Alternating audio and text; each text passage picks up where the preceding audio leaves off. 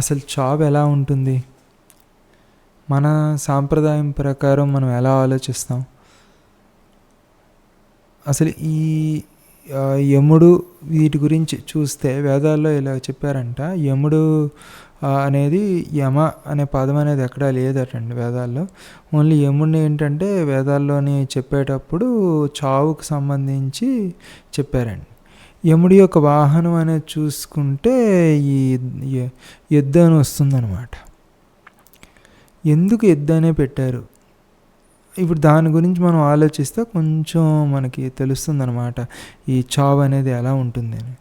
ఇప్పుడు మీకు కోవిడ్ సమయంలో మీరు చూసుకుంటే నాకేమైందంటే మా మంచి స్నేహితుడు ఒకడు చచ్చిపోయాడు అనమాట కోవిడ్ సమయంలో. అసలు ఎందుకు ఇలా జరిగింది అని చూస్తే పంచతంత్రాలో ఇలా చెప్పారండి. ఏంటంటే చావుకు అనేది దాహం అనేది తీరదంట. ఎంతమందిని చంపినా అది దాహం తీరదంట. ఆ చంపే విధానం కూడా ఎలా ఉంటుందని అంటే ఈ ఎద్దు మీద వెళ్తూ చంపుతారట. ఆ మనుషుల్ని తీసుకుని వెళ్ళిపోతుంటారంట ప్రాణాలు అనేవి.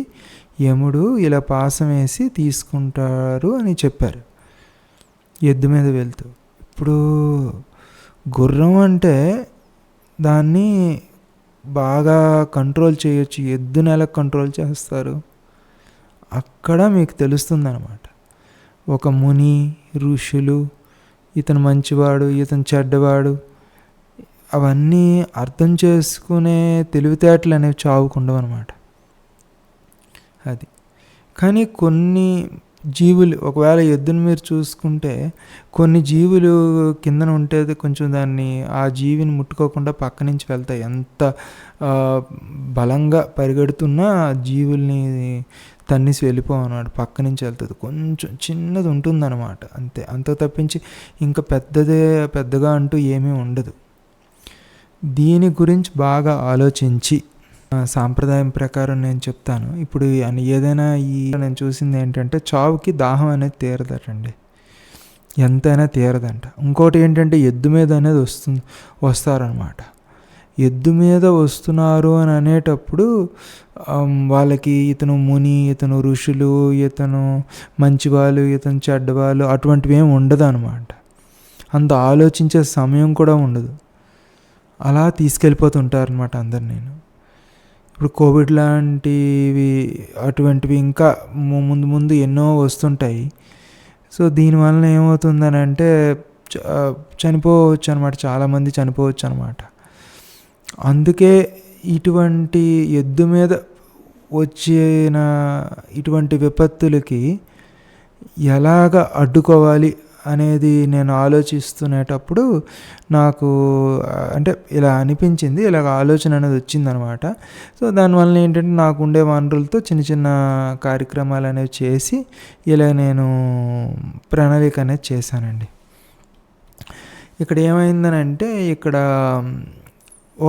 ఇలాగ శని సింగాపురంలో ఉండేటట్టు ఒక రాయ అనేది నేను ఇలాగ ఏర్పాటు చేశానండి. ఎక్కడంటే కోమటిపల్లి విలేజ్లోనే, కోమటిపల్లి పల్లెటూరులో ఒకటి, అది బొబ్బిలి దగ్గర అనమాట, బొబ్బిలి కోమటిపల్లి దగ్గర ఆంధ్రప్రదేశ్ రాష్ట్రంలో ఒకటి. ఇంకొకటి ఏంటంటే నింబోల్ అని ఉన్నది ఒక గ్రామం, అది రాజస్థాన్లో ఉందన్నమాట, అక్కడనమాట ఈ రాయి అనేది ఏర్పాటు చేసామన్నమాట. అది ఒక మనిషి ఉండే అంత ఎత్తులో ఉంటాయండి ఈ రాయి మీద ఏంటంటే ఇలా రాసామన్నమాట. ఏంటంటే ఏమైందంటే నేను కొంతమంది పెద్దవాళ్ళతో మాట్లాడినప్పుడు యముడికి దేవాలయం కడతామంటే అతను అన్నారు, యముడు అనేది వేదాల్లోనే ఎక్కడా లేదు, అది తర్వాత వచ్చింది. సో యముడికి దేవాలయం కట్టడం అనేది అవ్వదు బాబు అని చెప్పారు. అప్పుడేమో పోనీ లేదా యముడికి దేవాలయం కాకుండా సూర్య దేవాలయం కడతామని చెప్పని అలాగా ప్రణాళిక చేశాను అనమాట. సూర్యుడు మరియు సూర్యపుత్రుల దేవాలయం యొక్క అది ఫౌండేషన్ స్టోన్ అనమాట, అది అంటే పునాది రాయి అనమాట. అది అయితే అలా వేసినప్పుడు దాని మీద ఏంటంటే రాయించాను, నేను ఈ విధంగా రాయించాను అనమాట. ధర్మక్షేత్రం సమాగత్య యో భజంతి రవింసుతై సూర్యపుత్రో యమస్తాంస్తు సరక్షతి త్రిరాత్రకం నతే యాంతి పరాభవం ఓం నమయతి. ఇలా రాశాను అనమాట. దీని అర్థం ఏంటంటే, ఎవరైతే ఈ ధర్మక్షేత్రానికి వచ్చి సూర్యుని మరియు ఆయన కుమారులను పూజించగలరో యముడు వారికి 3 రాత్రుల పాటు రక్షణ కలిగిస్తాడు. వారికి వారు ఎప్పుడూ కూడా పరాజయం పొందరు. ఈ నతేయాంతి పరాభవం ఓం నమయతి అనే పదం అనేది, ఆ పదాలు అనేవి విష్ణు సహస్రనామం నుంచి తీసిందనమాట. విష్ణు సహస్రనామం అంతా రాస్తే పరాభవం అనేది ఉండదు, ఎప్పటికైనా ఉంటుంది. ఆ పదమే ఇక్కడ పెట్టాము. అయితే ఈ పైన ఇది అర్థం ఏంటనంటే, ఈ రాయి దగ్గరికి వచ్చి ఈ రాయిని చూసి సూర్యుడిని నమస్కరిస్తే అప్పుడు ఏమవుతుందంటే యముడే వారికి 3 రాత్రుల పాటు రక్షిస్తాడని పెట్టాం. అంటే నాకు మరి ఇతను రాయేసే అతను ఉన్నారు, అతనేమో అన్నారనమాట 3 రాత్రులే ఎందుకు, ఎప్పుడూ రక్షిస్తాడని చెప్పొచ్చు కదా అని. అంటే అది యముడు అనమాట. అది యముడు ఏంటంటే ఎంత ధర్మ విచక్షణం అనేది తెలిసినవాడు అనమాట. మీరు ఎంత పెడితే అంత వస్తుంది, అంతే, అంతకన్నా ఎక్కువ రాదు తక్కువ రాదు, కరెక్ట్గా అలాగ ఉంటుంది అనమాట. నిజంగా అలాగే ఉంటుంది. అది అందుకే ఏంటంటే 3 రాత్రుల పాటు మీకు రక్షిస్తారు. అటువంటి అప్పుడు ఇటువంటి రాయి అనేది పెట్టేటప్పుడు ఈ రాయి దగ్గరికి వచ్చి ఇలాగా, ఇక్కడ ఏంటంటే ఇది కొంచెం మనకుండే దేవాలయాల్లాగా ఉండదు ఇక్కడ. ఎందుకంటే అర్చనలు అటువంటివి ఏమి ఉండవు, యజ్ఞాలు అనేవి చేయాలన్నమాట.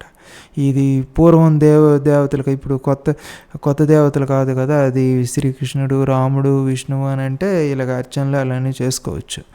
ఇది ఎలాగ అవ్వదు కదా, ఇక్కడ వీళ్ళకి ఏంటంటే యజ్ఞాలు మాత్రమే చేయాలి. ఆ విధంగా పెట్టామన్నమాట. ఇప్పుడు ఎవరైనా వచ్చి ఇక్కడ యజ్ఞాలు అనేవి చేసుకుంటే వాళ్ళకి పుణ్యం వస్తుందన్నమాట. ఆ పుణ్యం వాళ్ళు మూట కట్టుకుంటే అప్పుడు 3 రోజుల పాటు కాపాడతారు, ఎక్కువ రోజులు ఏమి ఉండదు. అందుకే ఇటువంటివి ఎవరికైనా కావాలని అంటే నన్ను సంప్రదించండి, నేను వాళ్ళకు కూడా ఏర్పాటు చేస్తాను. నాకు సాయశక్తిలో నేను ఇటువంటివి ఎన్నో చేద్దామని నాకు ప్రణాళిక అనేది ఉంది. ఎందుకంటే ఏదో ఒకటి చేయాలని నాకు ఇది అవకాశం ఉంది కాబట్టి, నేను ఈ ఆలోచన వచ్చింది కాబట్టి ఈ విధంగా. ఇప్పుడు ఒక కోవిడ్ లాంటిదో లేకపోతే ఇంకేదైనా ఎటువంటిది ఏదైనా వచ్చింది అనుకోండి, ఆ యముడే మిమ్మల్ని రక్షించేటప్పుడు మిమ్మల్ని ఎవరు తీసుకుని వెళ్తారు చెప్పండి? ఎవరు తీసుకుని వెళ్ళరు.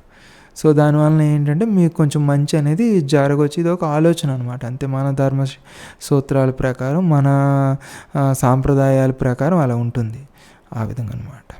అది అయితే ఈ రాయి వచ్చి చూసి, ఈ రాయితో ఇచ్చేసాను, రాయి చూసినంత మాత్రాన మీకు అక్కడ కనబడుతుంది కదా, ఇక్కడ ఇది ఎద్దు మీద వస్తారనమాట. అంటే ఒక ఎద్దుకి మీరు చెప్పగలిగే స్థితి ఉండాలి అని అంటే ఎలా ఉండాలి? అది నెమ్మదిగా అయితే కదులుతుందా? అంత బలంగా చేయాలన్నమాట. చేస్తేనే మీకు రావచ్చు ఏమైనా మంచి పుణ్యాలు అటువంటివి ఏమైనా రావచ్చు, అంత బాగుండొచ్చు అనమాట. అది ఈ విధంగా ప్రణాళిక చేసుకుంటే మీకు బాగుంటుందన్నమాట. అది ఇటువంటి ఏదైనా ఉంటే కామెంట్ సెక్షన్లో పెట్టండి, నేను వారికి కామెంట్ సెక్షన్లో నా వివరాలు పెడతాను. నాకు ఈమెయిల్ అయినా లేకపోతే కామెంట్ అయినా పెట్టండి, నాకు ఆసక్తికరంగా ఉంది అని మీ వివరాలు నాకు పంపిస్తే నేను సంప్రదిస్తాను. మీ ఊర్లోనూ కూడా ఇటువంటిది ఏర్పాటు చేస్తాను. ఎందుకంటే రాజస్థాన్ ఆ మధ్యన మొత్తం అన్ని ప్రాంతాల్లోనూ నాకు తెలిసిన వాళ్ళు ఉన్నారు. సో నేను నెమ్మదిగా పెడుతుంటాను అనమాట. ఇప్పటికే 2 అయ్యాయి, ఇంకా ఎక్కువ అయితే బాగుంటుంది అనమాట. దాని తర్వాత దేవుడు వస్తాడా రాడా అనేది కూడా చూడండి. నేను ఒక సైంటిస్ట్ని కదండి, అది పరిశోధనలు చేస్తుంటాను కదా. దేవుడు వచ్చాడంటే మంచిది, దేవుడు రాకపోయినా చూద్దాం ఏముంటుంది అనేది ఒక ప్రణాళికలా వేసాం కదా, అది ఒకసారి చూస్తే బాగుంటుంది అనమాట. అది అంతే.